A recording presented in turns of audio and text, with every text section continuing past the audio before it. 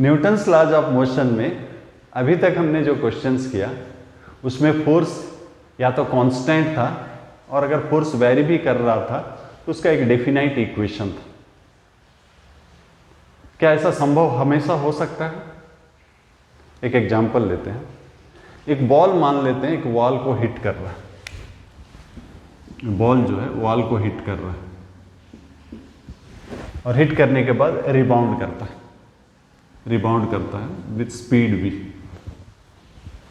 तो ये बॉल और वॉल का जो इंपैक्ट हुआ उस दौरान क्या हो रहा होगा?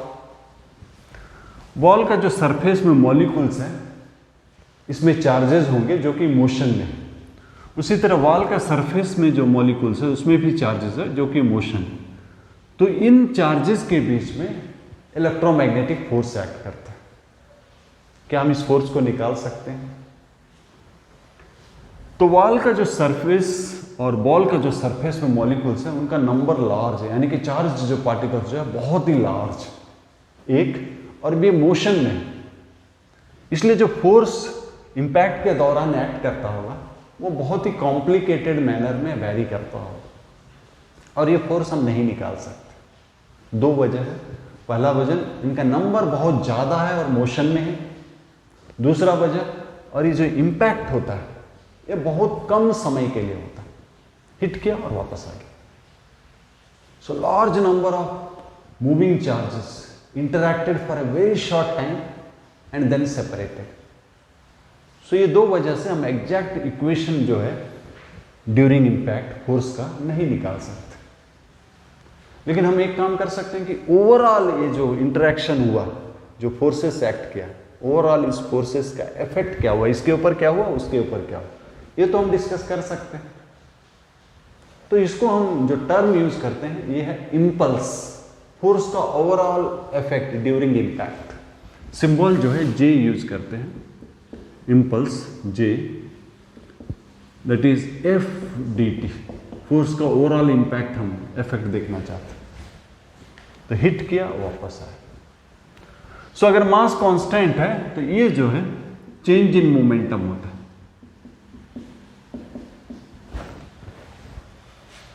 ये मोशन अगर वन डायमेंशनल है तो हम ग्राफ भी प्लॉट कर सकते हैं, फोर्स का ग्राफ प्लॉट कर सकते हैं अगेंस्ट टाइम। और सपोज ग्राफ कुछ ऐसा आया तो आपको मालूम है area under F T graph is integration जो है एरिया देता है। सो एरिया जो है that is F D T, यानी कि यही इंपल्स।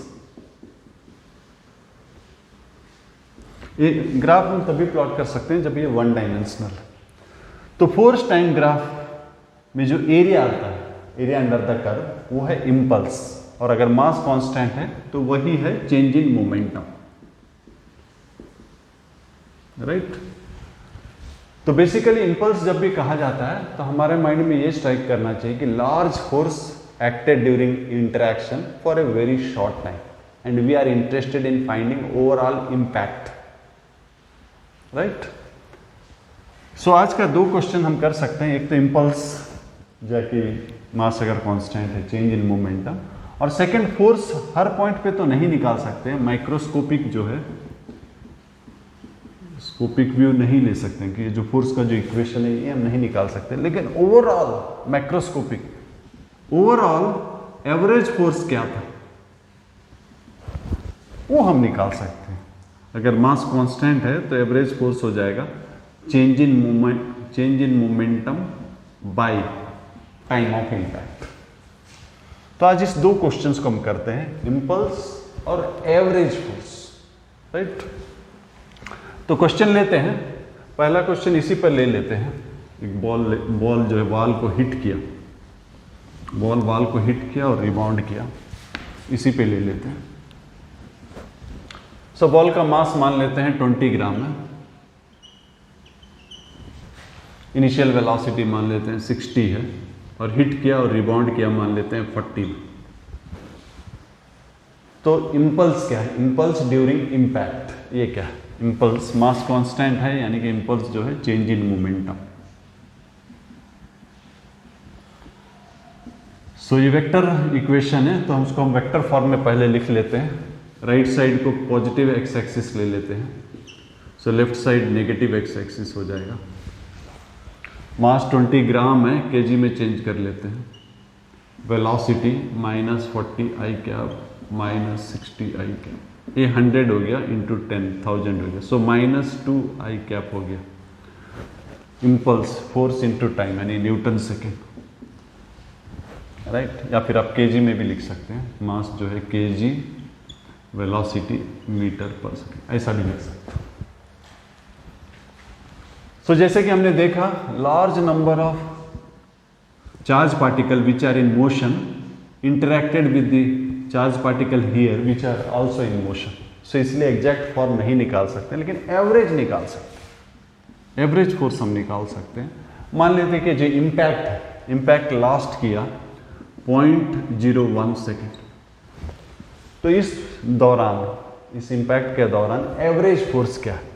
सो एवरेज फोर्स है आपका change in momentum by time.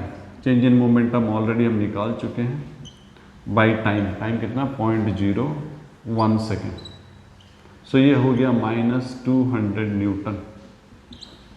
किस तरफ है? माइनस, माइनस मतलब final direction, so final direction की तरफ ये force, right. So impulse, large force acting for short time, and we are interested in overall effect of this force. Either we are interested in the change in momentum if mass is constant, change in momentum, or average force during that impact. Next question लेते हैं।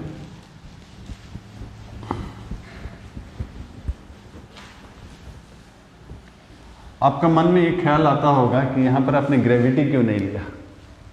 ये ball जब hit किया और rebound हुआ तो आपने gravity क्यों नहीं लिया? इसका वजह यह है कि ये जो इम्पैक्ट जो है के दौरान जो फोर्स एक्ट करता है बहुत लार्ज होता है और ये बहुत शॉर्ट टाइम होता है, तो इस दौरान हम ग्रेविटी का इफेक्ट नेग्लेक्ट कर सकते हैं। हम ऑलमोस्ट ले सकते हैं कि वो हॉरिजेंटली हिट किया और हॉरिजेंटली ही रिबाउंड किया।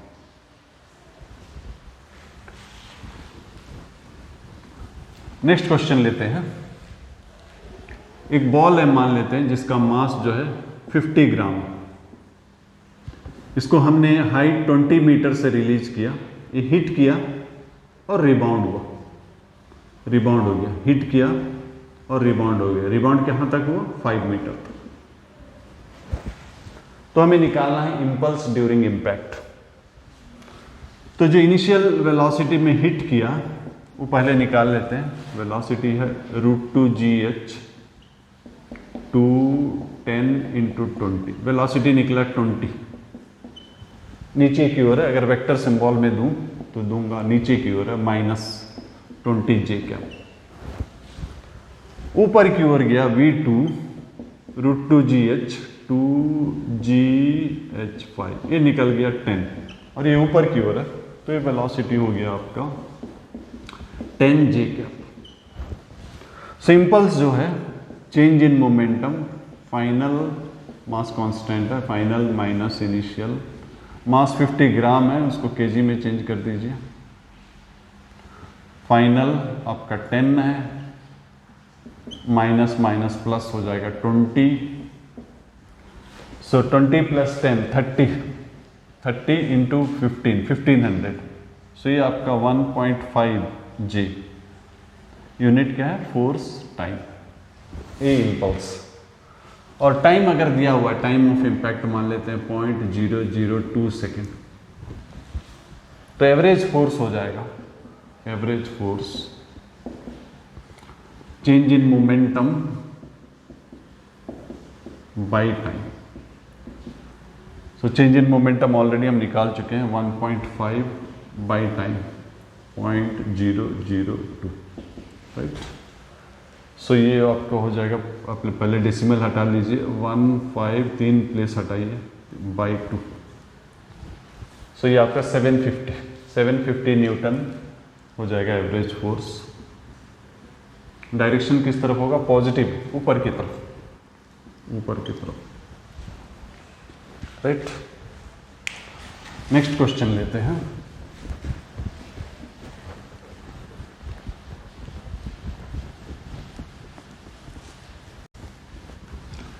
सो नेक्स्ट क्वेश्चन लेते हैं, बॉल का ही क्वेश्चन लेते हैं।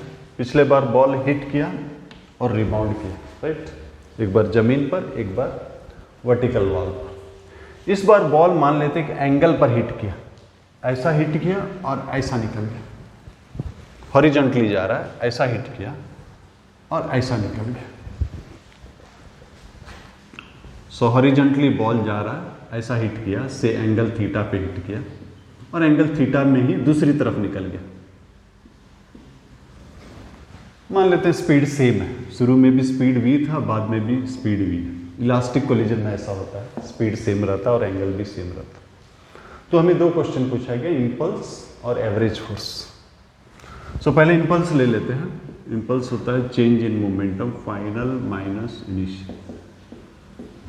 सो फाइनल वेलोसिटी, इसको अगर मैं वेक्टर फॉर्म में लिख दूं, इसको रिजॉल्व करना पड़ेगा, near to theta cos theta. So ये जो v है फाइनल वेलोसिटी, ये कंपोनेंट x कंपोनेंट इधर है, y कंपोनेंट इधर है, दोनों x कंपोनेंट इधर है, नेगेटिव है, minus v cos theta i cap, y component ऊपर की तरफ v sine theta j cap, right. उसी तरह इनिशियल वेलोसिटी जो कि ये है, इस तरफ है, इस तरफ है इनिशियल वेलोसिटी, वैल्यू सेम है, v x कंपोनेंट हो जाएगा v cos theta, y component v sine theta, दोनों पॉजिटिव।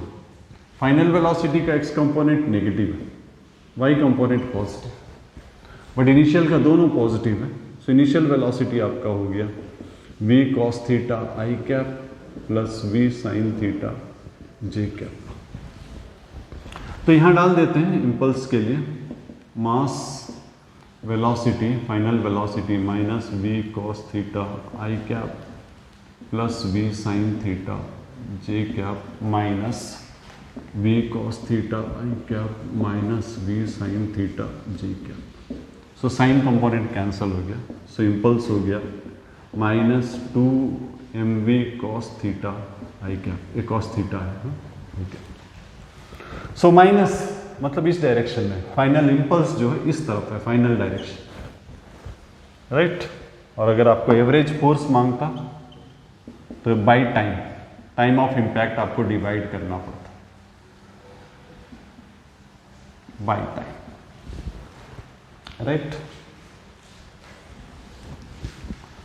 नेक्स्ट क्वेश्चन लेते हैं।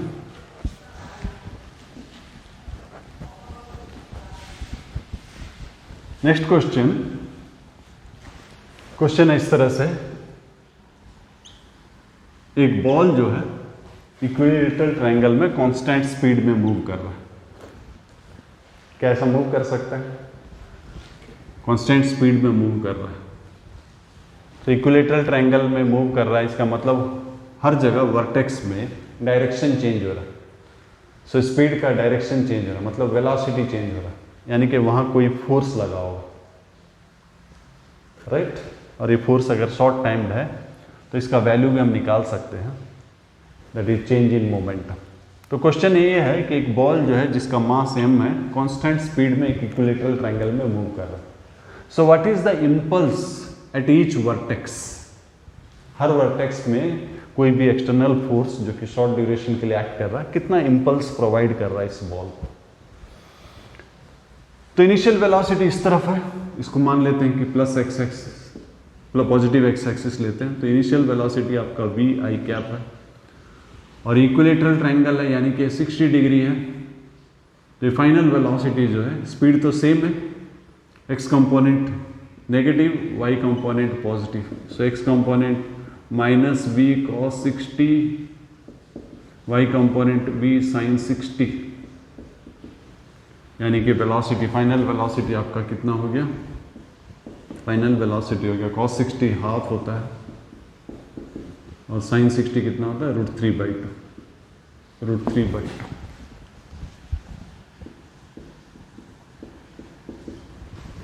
तो इंपल्स चाहिए, इंपल्स होता है change in momentum. So mass minus v/2 i cap plus √3/2 v j cap minus v i cap. So minus v i cap final, right, okay.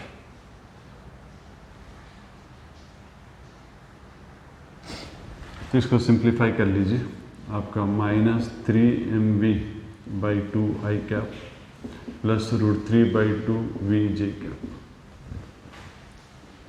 Vector magnitude अगर आपको interested है तो आप इसका सम कर लीजिए, mv/2 कॉमन है, 3 स्क्वायर 9 प्लस 3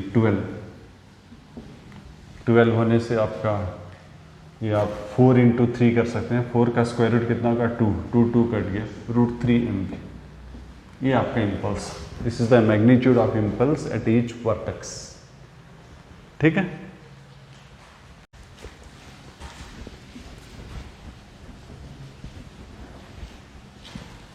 नेक्स्ट क्वेश्चन लेते हैं। नेक्स्ट क्वेश्चन कुछ इस तरह से है। एक डिस्क, बड़ा सा डिस्क है जिसका मास m हवा में है और नीचे से बुलेट्स फायर करके उसको फ्लोट किया जा रहा है। एवरेज की बात कर रहे हैं, फ्लोट कर रहा मतलब बिल्कुल एक जगह नहीं होगा, ऊपर नीचे होता है। ऑन एन एवरेज वो स्टेडी एक हाइट पर है, एवरेज हाइट इसका कांस्टेंट। बुलेट्स जो हिट कर रहा, बुलेट्स का मास मान लेते हैं स्मॉल m में, स्पीड कर रहा v और सेम स्पीड में रिबाउंड कर रहा है। मोरलेस ये जो डिस्क है एक ही जगह पर, थोड़ा बहुत ऊपर नीचे हो रहा है, बट ऑन एन एवरेज एक जगह पर फ्लोट कर रहा है। तो हमें क्वेश्चन पूछा गया है कि कितना बुलेट्स पर सेकेंड इसको हिट करे और सेम स्पीड में रिबाउंड करे ताकि ये फ्लोट करे। ये यहां रहेगा नहीं क्योंकि इसका वेट के चलते नीचे आ जाएगा, लेकिन ये जो बुलेट्स हिट कर रहा है तो एक फोर्स एग्जर्ट कर रहा है, और ये अगर एवरेज फोर्स जो है वेट के साथ बराबर होगा, एवरेज फोर्स, क्योंकि हर पॉइंट में वैसा नहीं रहेगा, इसीलिए वो एक जगह पर स्टेडी नहीं होगा, फ्लक्चुएट करता रहेगा। लेकिन एवरेज फोर्स अगर वेट के साथ बराबर होगा तो वो वहां फ्लोट करेगा। सो कॉन्सेप्ट है average force due to impact जो है वेट के साथ बराबर है। एवरेज फोर्स होगा change in momentum, that is final minus initial by time equal to mg, right. मान लेते कि n बुलेट्स हिट कर रहा पर सेकेंड, सो ये मास जो है n बुलेट्स है, सो ये n बुलेट्स, एक एक बुलेट का मास m है, सो n बुलेट्स का मास nm हो जाएगा। स्पीड जो है वेक्टर फॉर्म में लिखना है, सो इनिशियल मोमेंटम जो है ऊपर की ओर है, फाइनल मोमेंटम नीचे की ओर, right. So change in momentum, नीचे वाला को, इसको फाइनल मोमेंटम को अगर मैं -mv लिखता हूँ, माइनस मोमेंट, तो इनिशियल मोमेंटम हो जाएगा आपका प्लस mv, तो चेंज इन मोमेंटम आपका हो जाएगा, change in momentum final minus initial, this minus, that is -2mvg, और इसका अगर मैग्नीट्यूड लूँ तो ये हो जाएगा 2mv, एक एक बुलेट का। सो n बुलेट्स का चेंज इन मोमेंटम हो जाएगा nmv। फोर्स किस तरफ होगा, माइनस। सो बुलेट के ऊपर फोर्स इस तरफ, यानी कि डिस्क के ऊपर फोर्स ऊपर की तरफ। सो पर सेकेंड है, टाइम आपका 1 सेकेंड है, equal to mg। So number of bullets होना चाहिए mg/mv, राइट।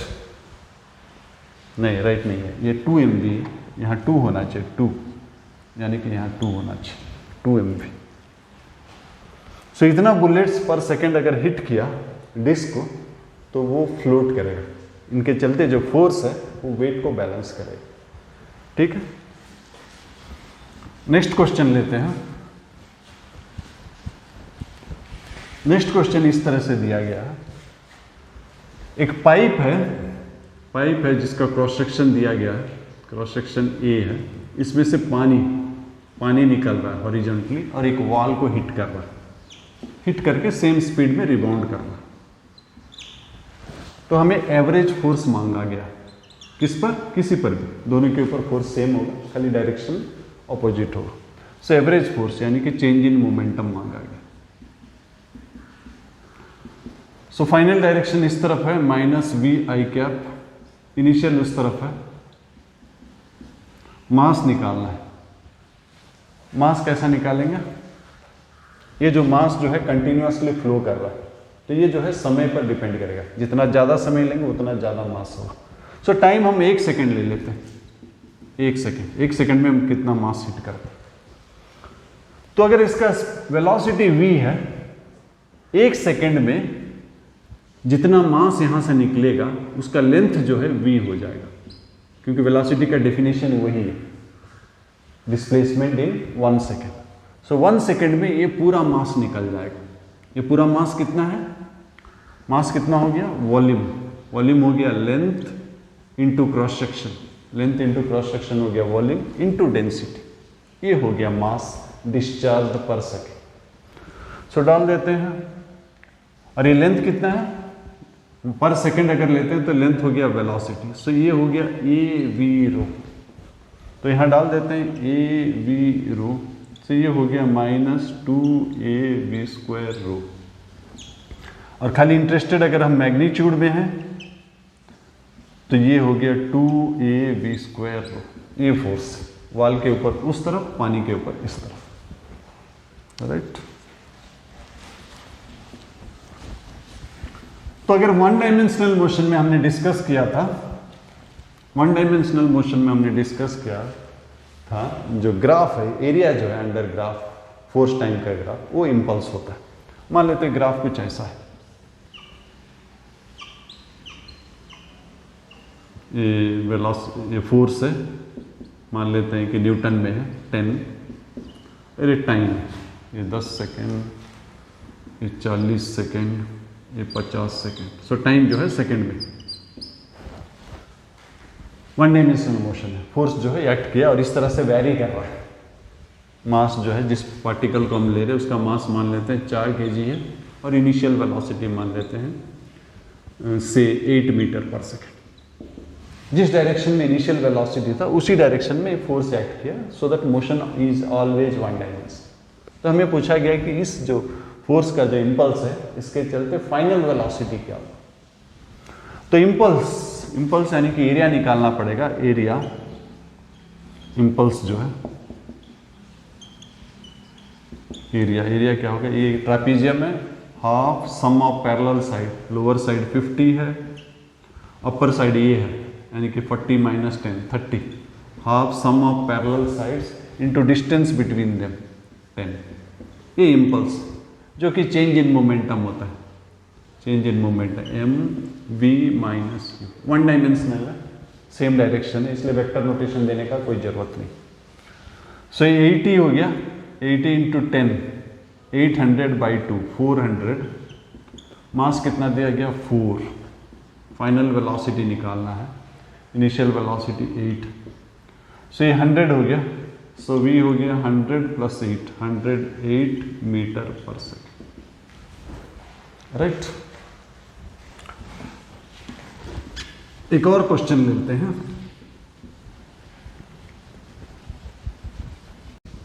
एक और क्वेश्चन लेते हैं जहां पर मान लेते हैं कि फोर्स जो है, फोर्स का इक्वेशन दिया, किस तरह से वैरी करता है। फोर्स का इक्वेशन दिया गया कुछ इस तरह से, मान लेते हैं 5000 माइनस से 2 × 10⁵t, ये न्यूटन एक पार्टिकल के ऊपर एक्ट करता है जिसका मास मान लेते हैं 20 ग्राम है, इनिशियली रेस्ट में है, राइट। और टाइम 20 मिली सेकेंड के लिए एक्ट करता है, मिली सेकेंड यानी कि 20 × 10⁻³ सेकेंड।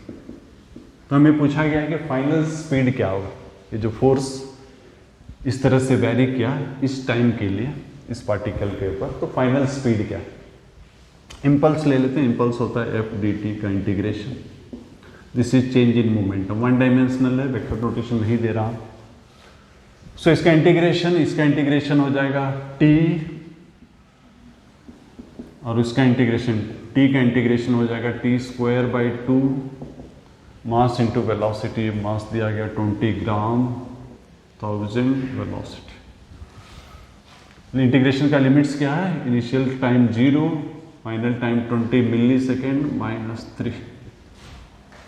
सो पहले इसको अपर लिमिट डालते हैं, लोअर लिमिट तो खैर 0 है, 5000 इंटू 20 इंटू 10⁻³ ये 2 कट गया, 10⁻⁵, 20 का स्क्वायर 400 इंटू 10⁻⁻6 इक्वल टू 20/1000 भी, तो -3 कट गया, ये 100 हो गया, राइट।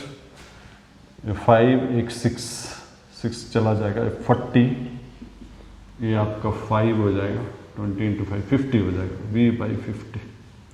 ये आपका 60 हो गया, 60 इंटू 50 कितना हो गया, 3000 मीटर पर सेकेंड। सो ये था इम्पल्स। बेसिकली इसका मतलब होता है लार्ज फोर्स। जब भी इम्पल्स आता है तो हमारे माइंड में ये स्ट्राइक करना चाहिए, large force acting for a very short time, और इसको हम ओवरऑल इफेक्ट देखना चाहते हैं। नेक्स्ट क्लास आगे कंटिन्यू करते हैं।